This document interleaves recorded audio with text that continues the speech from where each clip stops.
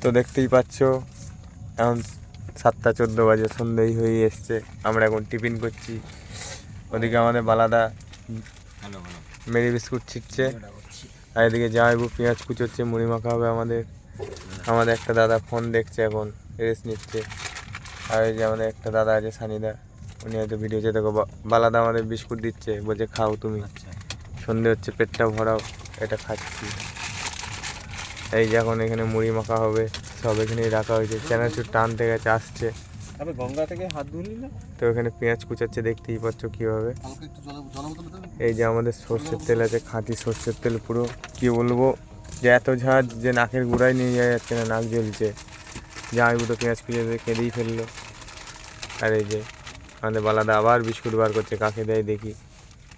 ও দেখো আবার হাত বাড়াচ্ছে আমার দিকে। আমি কত খাবো গো? খাও খাও খাও, এত খেলে পেট বাস্ট করবে গো? কিচ্ছু বাস করবে না। নাও জামাইবু তুমি দুটো খাও। আমি খাচ্ছি। ওই যে তো আমাদের ভিডিওটা এইটুকুনি, আর কি বলবো। ঠিক আছে, দেখা যাক কী হয় পরে।